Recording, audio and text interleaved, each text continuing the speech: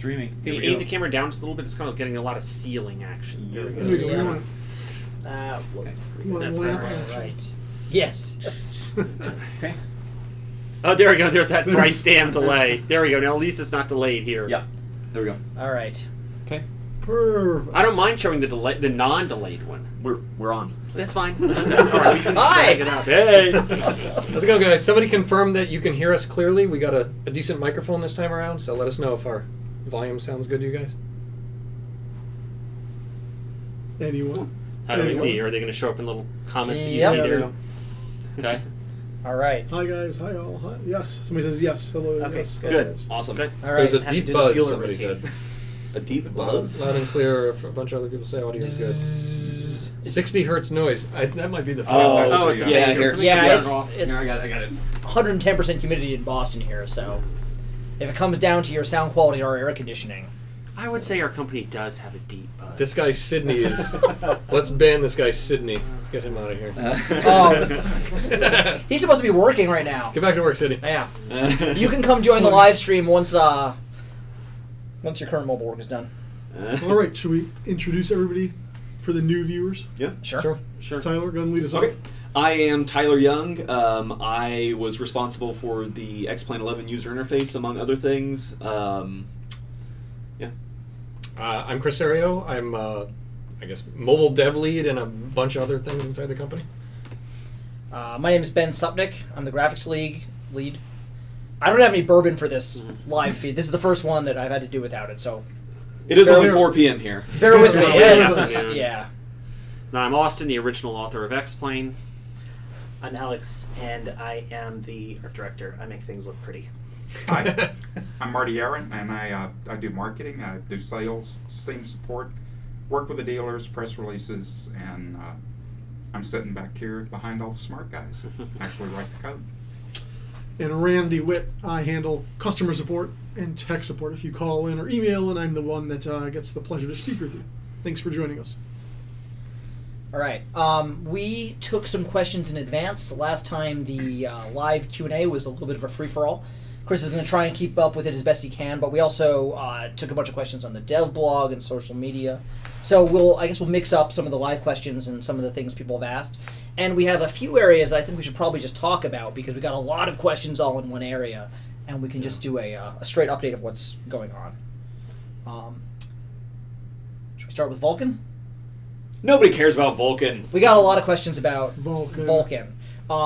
So we talked a bit about Vulcan at Flight Sim Expo, and Vulcan is a work in progress. We're working to port XPlane's rendering engine from being just OpenGL to OpenGL and Vulcan and Metal on OS X. So that work is ongoing.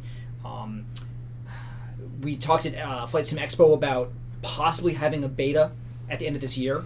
I think that deadline is really tight. We might have a private beta.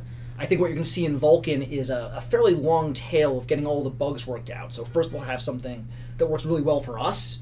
Then we'll have something where we can do a private beta and certain classes of add-ons work. Then we'll reach a point where, okay, it works well enough that we can give it to general users because there's not a ton of sharp edges. And getting the last compatibility bugs out is going to take a while. So this is going to be an iterative process. A couple things. How much faster is Vulcan going to make XPlane? Some. No one knows because we're going to have to actually try it to measure. But what I can tell you is that the win for Vulcan is going to be CPU speed improvement. If you have a 4K monitor and a $200 NVIDIA card, and you're getting bad FIPS because your poor video card is doing too much work, Vulcan is not going to help you at all. That's not what it's going to fix. What it will fix is if you are CPU bound, which is a lot of our users, especially users who are doing VR and users who have a fairly nice graphics card. So if you're CPU bound, what Vulcan lets us do is talk to the graphics card more efficiently. And that's why we showed those graphs at Flight Sim Expo, showing how much less communication it takes to talk to the graphics card with Vulcan, because it's meant for this. So that's the win, is CPU time improvement, which is good for fixing stutters, it's good for overall frame rate, and it's good if you're CPU bound. We'll get the link to those slides put up in the YouTube channel afterward. And VR users would benefit. Yeah. To put in the language I think a lot of people expect to hear is, my video card isn't busy when I play XPlane. I sure wish my video card was more busy. Now, my idea at lunch today was to use your video card as a Bitcoin mining rig. You can't make that joke. Where I get all the money from your card doing the Bitcoin mining. The consensus of the company was it wouldn't go over that well. So the thing about Vulkan is it'll feed your video card faster to keep your video card busy.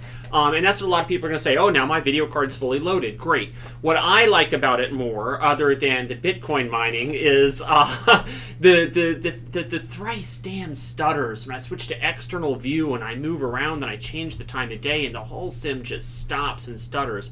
I find that so just terrible, so absolutely awful. And so for me, getting rid of the stutters and pauses, I want the sim to run like the real airplane. It don't stop for nothing. And that's why I'm really excited about this. Right. The design of Vulkan is that when you want to draw, you tell Vulkan up front, I'm going to draw with clouds, I'm going to draw with shadows, and you build all these things up front, and then when it's time to draw, the driver never stops and goes, oh, wait, you need clouds? Well, hang on a second. We never knew there were clouds in a flight sim. Right. Let me stop and load them. Right. No. This is what's happening when you hit Shift 8 and whomp, things stop, is you're seeing a shader compile go on. And in Vulkan, not only can you do your shader compiles in advance, but when you do them in advance, Vulkan promises that they will be done and all the work is done ahead of time. In OpenGL, you never really know what the expensive calls are. And in Vulkan, there's the fast calls and the slow calls. And so we can know if we only make the fast calls, we're not going to have stutters. And so this is something we need to really get a smooth flight sim. But the idea of just the whole sim pausing to load a shader, like, I don't even understand how the system was initially designed that way. That whole thing is facepalm for me. Designed. Yeah, that's true. There's designed, yeah. There were a couple of questions about Vulkan and shaders. So first of all, just to be clear about add-ons, if your add-on is scenery, or your add-on is an airplane that's drawing in the panel, your add-on is just going to work with Vulkan. There's nothing to change. Because we're going to do support in Vulkan for OpenGL code drawing, the EFIS display and UI and things like that. That just is a compatibility layer. It just works. So there is no rewrite your add-ons for airplanes and things like that. The only category of add-ons where code change will be necessary is 3D drawing add-ons that do things like weather. So your XEnviros and your SkyMaxes. This kind of add-on needs to be rewritten for Vulkan, and that's something that we can talk to the authors of those add-ons about. But everything else, we do the compatibility. That's our problem. That's not the author's problem. The other thing that came up was, I don't know who discussed this first, but editing our shaders. So Sydney has a blog post he's going to write up on this, but the short of it is our shaders are our shaders, and they are not something that you can modify in your add-ons. There's no SDK for replacing the shaders. It's a little bit like changing XPlane source code. And if you change our shaders, what you've probably seen is your stuff stops working in the next version of XPlane because we've changed our shaders. And there is a very big shader change coming up, probably for 1130, possibly for 1140, but probably for 1130, where everything's going to change. And that's because Sydney has finished the work for the shader compiler that can make a shader for Vulkan. And it reorganizes everything. So people who are wondering about these add-ons that change the shaders, these add-ons are going to be broken. And this isn't surprising because we have never tried to maintain compatibility with the shaders.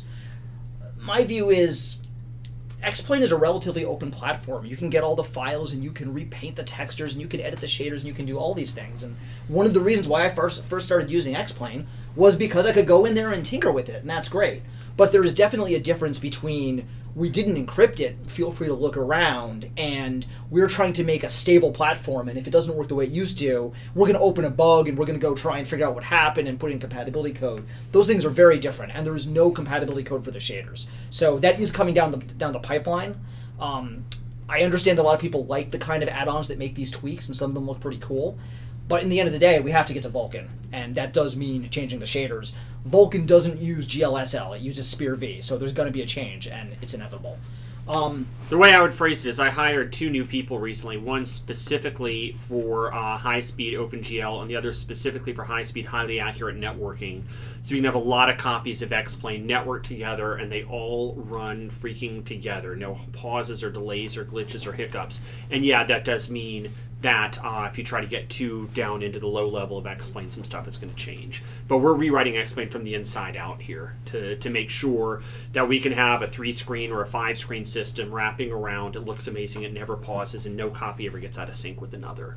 And it's incredible how much of the code we are rewriting from the inside out to hit that last 1%. I don't know if anybody's ever worked so hard to save a 20th of a second every 5 minutes before, but that's what we're doing.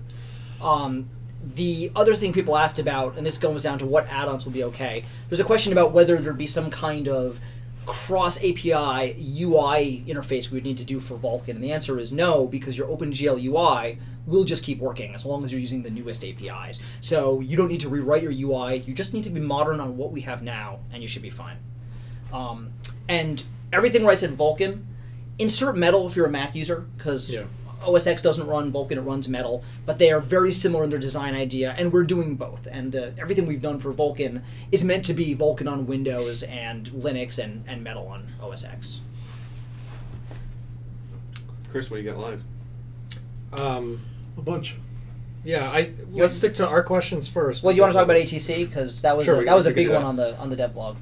So ATC comes up all the time. We did a dev blog post about ATC, like 6 or 8 months ago, asking what features were important to you, because saying, when are you going to work on ATC isn't specific, like what exactly needs to be done. And we had a couple hundred comments anyway, and I went through every single comment, and I made like a little histogram of, what everybody asked for.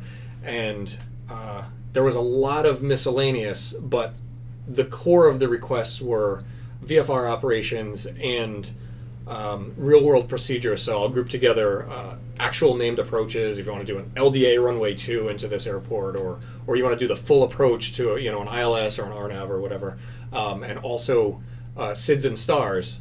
You want to be able to insert that into your route and just expect to fly it as published. So those are the two big feature requests.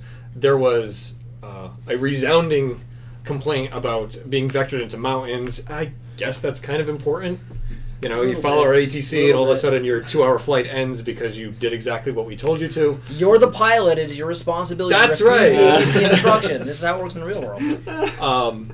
So those are the big three things that are on our radar right now. I think ATC is just going to be this ever-evolving thing. It's a very large system with human interaction is always going to be complex, and there's always going to be one thing to make it more realistic, or one more real-world feature. So I've already begun some ATC work. I've started in a place that many people might find odd, but I've started with redoing the voice system. And the reason I've done that is because we've already had a lot of features done that just couldn't be released because we didn't have the ability to, or it wasn't feasible to actually say the thing. So an example of this, I'll say we've done lineup and wait. Without being able to tell your users that, hey, lineup and wait, runway 22, we had no ability to use the function. And the current voice system in shipping V11 was my recordings for the actual, it's my voice for the air traffic controller, and it's my wife's voice for the pilot. And it's just not feasible to do it this way because even if I have a sore throat one day, I need to make the recordings to get the release out. That phrase, line up and wait, is going to sound different than all of our other recordings. So what we've done instead is we've come up with a massive script of vocabulary, and we're basically going to push it to a text-to-speech engine, which are becoming amazing. If you know of Amazon Alexa or Google systems, they sound very human-like. So we can push the vocabulary to the engine, get back our new voice files, and then we can do any post-processing on it in the sim live using Fmod now, so we can make it sound like a VHF radio live. It doesn't have to be baked in ahead of time.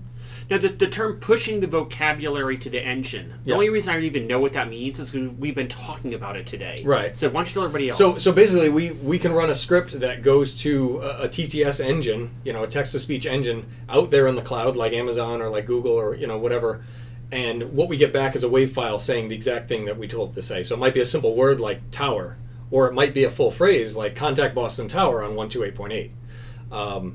Doing things this way, we can get a absolute ton of vocabulary done in just a matter of minutes, whereas recording it manually like we used to do took hours and days even, and then had to cut it up and do everything in an audio editor. So now we could do it kind of instantly, which is great because as the vocabulary grows, And as TTS engines get better and sound more realistic, we can just keep updating this thing really easily. So one thing we want to do in the future is to be able to say all of the airline names, for instance. So instead of being November 03 X-ray Papa, it can be Southwest 832 fly heading 270. So we want to do all the airline names. We want to be able to do airports, VORs, fixes, you name it, manufacturers, models, so we can say things like, Oh, do you actually plan? You don't plan to do each fix as its own? Not every fix, no, but so it'll still be 5-letter. We can opt in, for example, maybe we do all the fixes that are on published approaches. Right.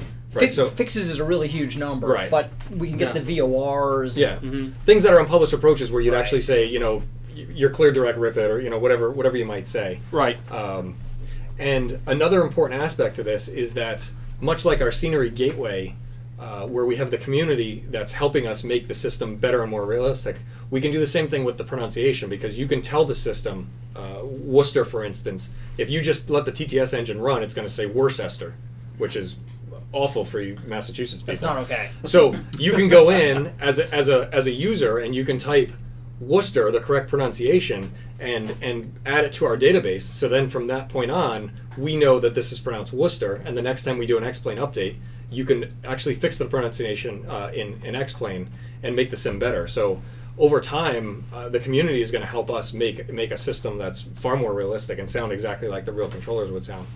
I mean, the bottom line is you've got a script. Anytime you add 1% of the new words to the script, hit one button, boom, everything comes back updated. Right.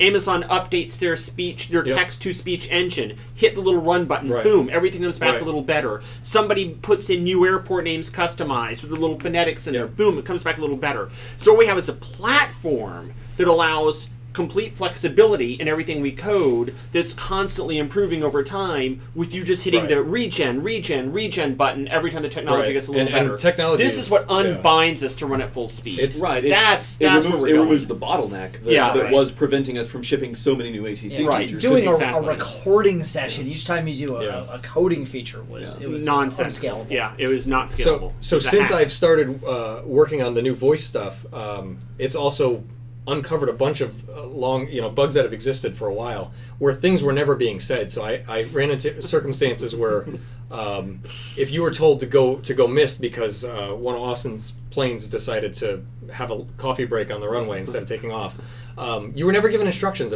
from that point on to get back around into sequence. So a lot of bugs have already been found and fixed in the process of going through voices. So this was probably the best first step that we could take, even if it seems unconventional, because it's allowed us to solve all of these other problems. So to be extremely blunt, and I think this is the case with all computer software, as it gets bigger and older and more complex, it gets harder and harder to improve it over time, because you never want to damage what's already been done. Right. And so for us, the amount of work that we do to rebuild stuff from the inside out is pretty huge. Because it's not like we're just starting from scratch and throwing up a McMansion. Right. And sometimes it feels a little bit like we're renovating the Biltmore. It's like, which is awesome, but we have to really rebuild from the inside out. And this is one of those cases. I'm looking at some of the questions scrolling in as we're talking, and somebody's asked how many different voices, Chris, can this new system support? So for the new voices, it's how much hard drive space do you want to use up? It's basically just how many aircraft can XPlane support? As many as you want to put in. The voices are very, very compact. Right, they'll be compressed. And they're plausible along regions. Right. Along So countries. I mean, what we're thinking is in the future, it can be very easily regionalized. Where if you're a Qantas flight, then you have an Australian accent. If you're in Germany, your controller has a German accent. Dialects, pronunciation, like all this stuff can be done through the system. It's an amazingly powerful. We did a back of the envelope based on 100 megabytes of audio, and that was, that was multiple voices, right? There's only 2 voices, right? You told me 100 meg was 2 voices. I think it was. Since then we've decided to add a lot more. Right. This was like, speech, let's put in all the VORs. Let's put Right. in every airline ever. Like we just said, well, what if we go to the moon with this? And it was like, 100 megabytes. I mean, you should see the 737. Like, that is significantly less than one Right. plane. This is Right. no longer a huge number. So you get a lot of text at not that much of a cost, Right. which means we can really make it rich and detailed and Yeah. varied. And the other improvement is to be able to specialize. So we could say the word contact and we could say the word tower and have them have separate wave files. And then you could add Boston, and then you could add 128.8, and you could break that up into all its tiny little atoms and string them together. Or you could say the whole phrase, contact Boston Tower on 128.8, which is a lot smoother. And you can do both. And the system can say, okay, I can make this out of individual atoms, or, oh, look at that, they already recorded the phrase for contact Boston Tower 128.8. I'll pick that because it's a better match. So it allows us to have a lot more of a smooth playback of audio to be able to specialize common phrases like that. Can you use like an auto-gen to auto-generate all of these pre-built faces? Right, so there's a ton of goes this through is scripted app.dat, and it says, well, there's a frequency, there's a center, there's a, and just kind of auto-gen it. Yes. God, all right, I can see it's going through more than it's 100 really meg. Unfortunately, it's got to be more than 100 real meg. Good. But what is XPlane now? 70 gigs if you download all the scenery? It's been 70 gig for a while. About 60 with the scenery. Been that way for a while. Even a gigabyte is not that much. The core sim is about 4 or 5 gigs, so yeah, this is actually not that expensive. We have not gotten bigger in quite a few years then. I wish I could say that for me. So just to summarize ATC, I'm going to finish attacking the voice problem. We do have a couple of bug fixes and small features that are going in, like lineup and wait. The next big thing to tackle is going to be vectoring into mountains, right? So we're gonna try to take care of that, and then we want to have more vectoring into mountains. We want more of this. Yes, okay. We're gonna really work on the vectoring. I mean, into mountains. you want a situation where people have to be challenged. Like, That's right. Is a challenge. Why is there a goat up in these clouds here? And then the real world procedures, SID stars, things like that, and VFR getting in there. These are the big items we're going to focus on first, I'd say. There was a question for Austin from the live chat. Is Austin wearing any pants? I don't know. The khaki pants. It's warm in Boston. Assuming khaki pants. But on the screen, all you can see is your computer and your beer leg. It does look These like are my tourist walking khaki pants. It's like a short skirt and a long jacket. That is weird. There was a couple questions came about the particle system, especially after Las Vegas. One of the big questions was, can you use the particle system to do rain effects on the windshield? Not yet. Maybe. You might be able to hack it if you tried hard. It's going to be something the artists can use, and so maybe somebody will manage to do that anyway. I don't think it's going to be the main tool that we use to someday do windscreen rain effects, because there's interactions like rain droplets combining where something other than a particle system might be able to do that better. I see the particle system being used more for external effects like contrails and condensation and smoke and some things outside the world. But this doesn't mean that we are unaware of the desire for windscreen effects. It absolutely is on our radar. We do get asked about that a lot. What I would think would be cool is if the windshield effects actually looked at the OBJ at the aircraft to really get the windshield. Oh, I think they have to. In 3D. Yeah, for sure. So like the glider has one shape and the airliner windshield has another shape right. with multifaceted planes and. Right. This was cool. Where the windshields will be different for every airplane due to physics. It was a problem that was easier to solve back in V6 when everything was 2D, but the right way to solve it is absolutely in 3D. Yeah. Yep. Okay. What's next? Take one from the feed. Well, while you're on particle system for scenery, so for objects and non-aircraft things. Right. So this is definitely on the roadmap. It may not ship in 11:30 just because it is not done yet. There were a bunch of questions about 11:30, like when's it coming out, and I'm hoping to get the first private alpha builds to people this week after this meeting is over. So people who want to test the particle system earlier or some of the other specific features, I think we're going to start cutting some special builds and seeing how they do with people, and we usually do that before. Fade in a couple of weeks, probably. Potentially. I think we have to decide how much more we're going to put into it. We're going to just cut it off. But I think we start testing it now privately. So if people want to do particles for their airplanes, ping me, because I think we're finally ready to get those builds out. Yep. Daniela said you promised JIPWIZ FMOD events. Is that in 11:30 or? Sorry, what The GP ground proximity warning system. The events for FMOD to. She needs to email me on that. I think that got lost. We do need to do it. Sounds absolutely trivial. Just if you're just hooking FMOD into existing warnings. Yeah. Oh, okay. I think we forgot to do the wire up. Forgot. Yeah. Yeah. So we need that.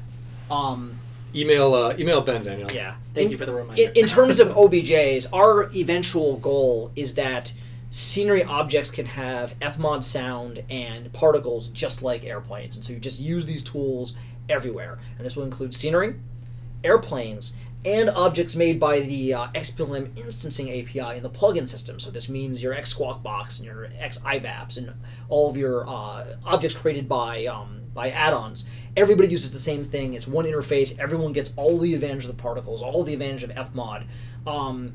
We will have particles for airplanes in 11.30. The other stuff, it's in progress. It's partly done. I don't know the ship date. We're not going to stop 11.30 if it's not done, though. So it might have to be in a later release. Yep. What's next? I see Dead Space. What's next? Let's see. VR support on Mac. There was a question about when or what or how. The answer is that after we've ported to Metal, then we can look at doing Steam VR support on the Mac. You can't do stereo eye accelerated VR in OpenGL on the Mac because of the drivers.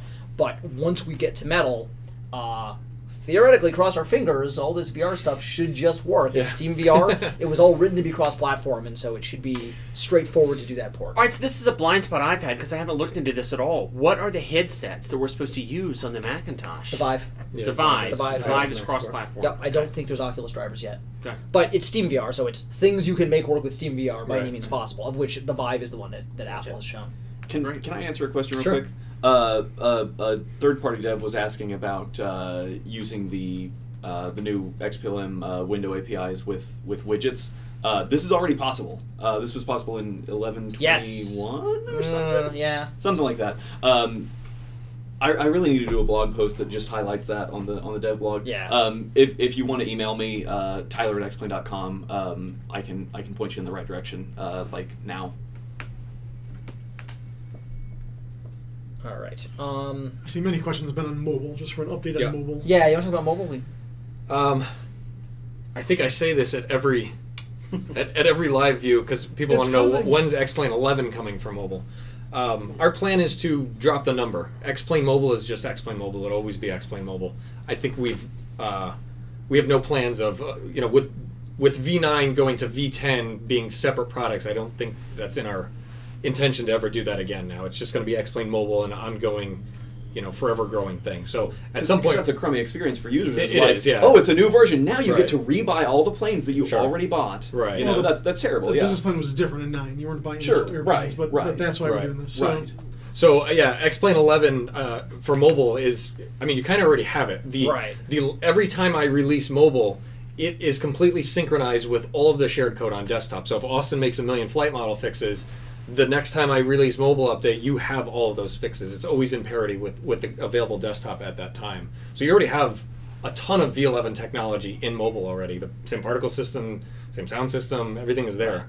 As far as when the next update for mobile will be, looking at about fall right now. I have some updated aircraft and maybe some other internal features yet. I'm still kind of deciding what to tease out. There's a lot of work to be done, but I'm not quite sure what will be in the next one yet, so I can't give anything concrete on that.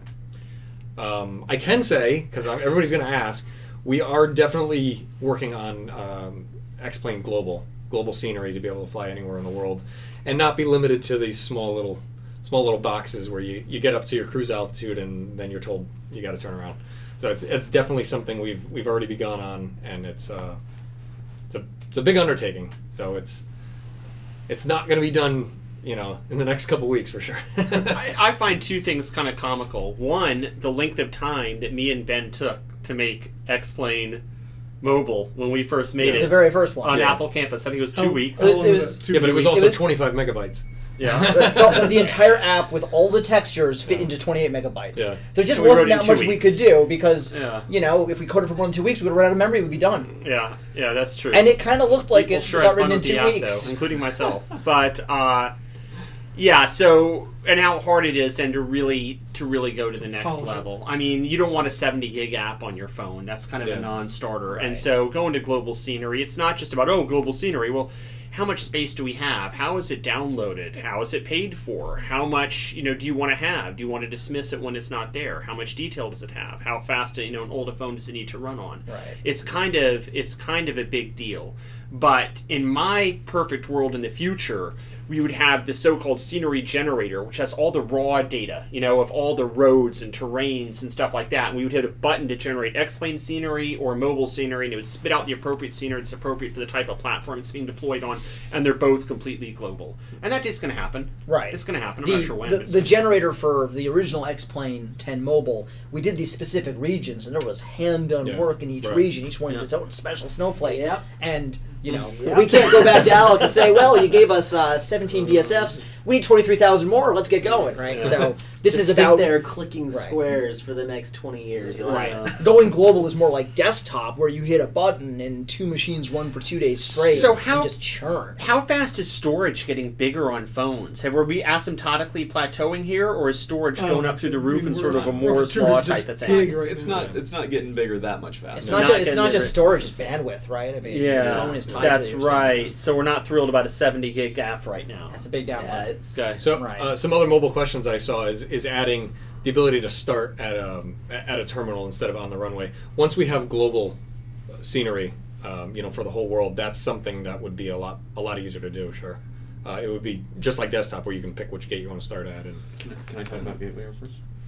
Sure. Yeah. So No. I don't know. No. Some things are secret. Can I talk about the? No, not now. With global scenery, what we also get on mobile is gateway airports. So every few months, we take a new batch of airports from the scenery gateway that users have contributed. Some 600, 800 users have made these airports, and they have beautiful 3D that looks like the real thing. And these just keep coming in at a constant rate. And You're talking about the desktop gateway. Yeah, that's what we get on desktop right now. And once we have global scenery on mobile, you'll get the same thing. They may have to be simpler on the phones. Sure. Right? I mean, these were authored for desktop users. Sure. So we may have to reboot worldwide, we're up Right. to 8,200 airports. Over 8,000 airports. Right. 8,200 3D airports, Right. and more It's been airports aren't amazing. 3D yet. Right. Of course. Yeah. We've got, you 36,000 were just saying, we've so- got now all of the Bs and all of the Cs, Class B and C. Almost all the Class C airports. We're missing like 4 Air Force Military bases in airports. 3D, but yeah, it's some. Go find them, make them. Right, yeah. Thank you. This was a question I got asked a lot on the dev blog. When will the cloud transparency bug be fixed? What cloud transparency bug? I haven't seen I it. haven't heard of such a thing. I haven't seen such a thing. Yes, the bug is that when you fly up above the runway at night, because it's a big mess of translucent stuff and graphics cards, you can see the runway lights through the cloud layer, and so you know exactly where to land, because even though you can't see the ground, the lights are shining through like a beacon in the night, and it really screws up IFR flight. And in 11.10 we had a band-aid for socked in so that people training could get rid of them, but you fly with broken, and now it's like you can't tell where the patches are because they're everywhere. Kind of wish it would work that way in real life. So I was so annoyed by all of the dev blog posts over the last couple of days that I actually went and I fixed this last night. The bug is fixed. It will go into 11.30. I think the fix is going to fix pretty much all the cases. I'm always a little nervous because there's things that are solid and use the laws of optics to draw correctly, and then there's stuff in this sim that's a little bit like Penn and Teller. It's like, it's an illusion, it's magic. There's billboards and textures and translucency, and it has to go together just right to look like real life. And the lights and the clouds are in this bucket, which is what makes it so hard to coordinate them. But we have logic now so that when you are above the clouds, we draw the lights down to the ground first, then the clouds, then the lights on your airplane, because those actually should be closer. And then when you go down through the clouds, we swap the order so that if you can see like the airport beacon against a cloudy night, those clouds are behind it. We have to do it by hand because this is not something the graphics card does on its own. But as of last night, knock on titanium, the logic seemed to be working pretty well. So I think this is going to be a really big improvement in terms of for 11.30. Yeah, you can definitely do an approach into a broken layer and see through the holes and not see through the cloudy part, which is what we were trying to get. So the moral of the story is that the squeaky wheel did get the grease. Yes, fine. it's definitely that Circle you it. should complain over and over and over and over on the devlog about a filed bug. That's what it took.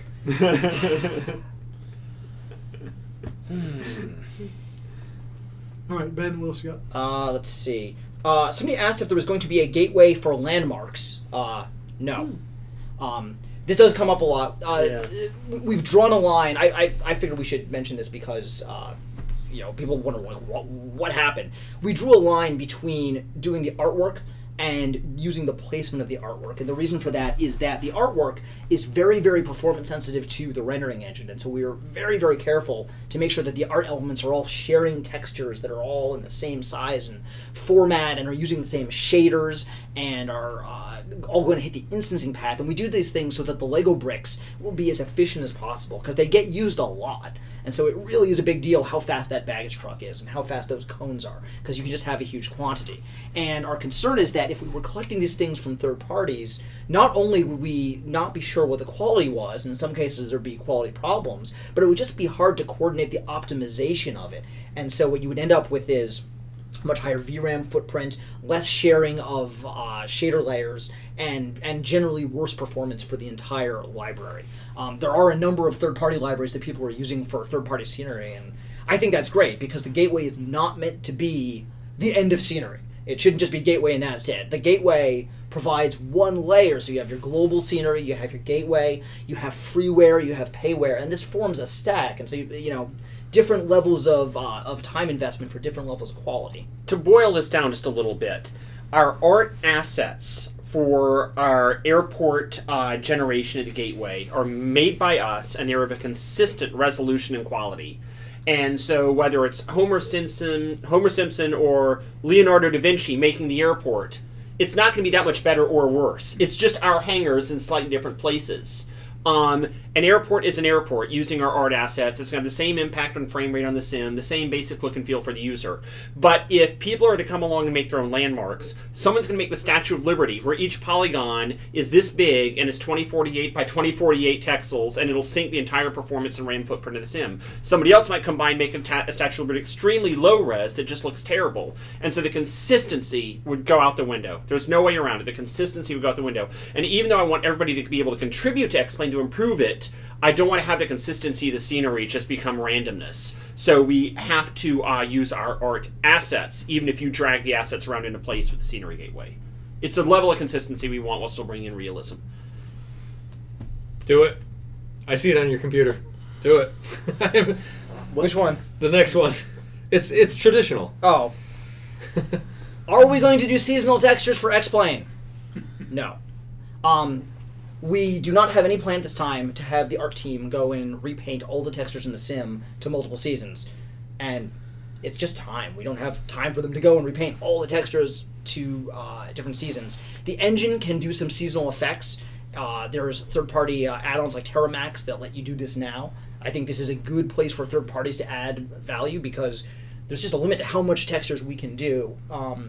What we don't... So snow is different. We always find that we're thinking more in terms of infrastructure than more layers of paint on our existing thing. If we build the infrastructure, let people take and run with it beyond where we could ever run. It's worth noting that we don't view snow the way that we view seasons. So having a farm in spring versus summer, you might have to paint new colors. We view snow as a dynamic effect that should be added to it. So this is something that's on our radar. And when I say, well, we're not doing seasonal textures, that does not mean that we are not looking at dynamic weather effects. And I think our review for a when while the snow starts coming down, it's like the trees have to lose their leaves to really make you feel like winter. Yeah. It's more than just adding a snow shader, It's isn't tricky. it? It's tricky. There, yeah, lots of things. You better not have bright green grass under the snow in the middle of winter coming You have through clearly the never patches. lived in New England, have Yeah, you? I know. I guess I have. Yeah. All right. You want to do Seasons is a tricky one. It is. It's one of those things where it was added to flight sims, probably a decade and a half ago, when there was just so many less textures, right? And so Yeah. you do it then because it's a pretty cheap gag, and now Right. you fast forward 15 years, and now there's just a huge number of textures, and it's tough to say, okay, do we want to drop A, B, C, D, and E so that everybody can go and paint seasons? Which is Right. one of the reasons why I view it as a good thing for third parties to do, because Yeah. it's kind of outside our labor scope compared to the other Right. things we could do. Yeah. What else we got? I think Tom is trolling you. He said to go check out Altera. We do not have plans to replace the rendering engine with another rendering engine. We'll keep making ours better. I see a couple people talking about draw distance again. This was fixed in 11 For lights or in life? for lighting. Explain. Right. So the issue is that the 3D lights depend on there being 3D stuff, because that's how they're formed. Is you build a house and it has a light attached, and they only go out so far because it takes CPU time to build all this stuff and RAM to save it. And that distance isn't that big, and if you double Yeah, this is the what I tell you distance- about every Right. 4 months. I'd say every 4 months I bug you on this. Yeah. So I think we're about due. What Peter did in 1120 is he added a textured light layer behind it. So when you're getting out in that distance, seeing the individual lights is no longer that exciting because it's far away, but you need to see some brightness. So he added a lit texture that crossfades in on the urban But terrain that texture would have to be textures. so high res to capture each little little light as a tiny little point. It's not as detailed as individual lights, but it would also be tough to see the individual lights on a screen that's this You big. see, I look at this a tiny bit differently. To me, the bug happens because some of the scenery is connected to the aircraft location, some of the scenery is connected to the viewpoint location. So when you switch the external view and zoom out from your airplane, Right. some of the detail comes to the view, some of the detail Right. stays with the plane, and then you see like this swarm of Yeah. lights like bees moving away that from that the is air- something that I don't think we're going to change, because the scenery needs to be near the airplane so that we Yeah. can scroll the scenery in. And if you just go off Right. into orbit, strange things happen. But Right. Peter did get the texture lights in, which at this point is, I think, the best thing we can do to have better views without just murdering performance. Yeah. Sydney and I do have ideas in the long term to increase the 3D distance, and post Vulcan we may have a little more budget for that. But at some point you're still going to need textures after it, because at some point the point lights are much smaller than the pixel, and you're going The to see city nothing. is lit or it's not. That's what it eventually turns into. Yeah. in a certain So distance. I'd love to see the transition from points to textures move out a bit. I mean, this Yeah. is what happened with the Earth orbit textures. We went from 50 to 100 miles of DSFs. A transition that was really ugly when it was close became tolerable when it was further Yeah. away. And my guess is if we did one more res bump on the planet, then you'd really be cooking. Yeah. Some people did, by the way, comment about strange triangles when the planet is drawn. And a bunch of people figured out that this is because the planet texture was too low res. And when the planet gets too low res, the far view gets chunky, Yeah. and the chunks end up where they shouldn't be. I think the reasonable thing to do is to increase the planet texture's res, even when the settings are low. It's going to cost a little more VRAM for low-end users, but it fixes the bug completely. So I think that's something we can do. What else? We did get a bunch of questions about seaplanes. Yeah, so I keep meaning to get my seaplane ratings so I can really compare XPlane to what I do in the actual aircraft. I'm going to try and do it in what's left of this summer or early fall to make the seaplane dynamics better. So yeah, I'm going to run up to North Carolina and from South Carolina where I live and get my rating in the very, very near future so I can be experienced enough in what the real airplane does to make sure that physics that are technically applying between the water and the float actually apply. And I just, as of like yesterday, had Ben write a new water system where my flight model can get much more accurate data from Ben's rendering water model. And maybe I shouldn't talk about water rendering right now. I'm going to drop that hand grenade in your lap and see what you want to do with it. But I had Ben's scenery system tell me more about, for each wave, what the velocity is and what direction, what elevation, and for a float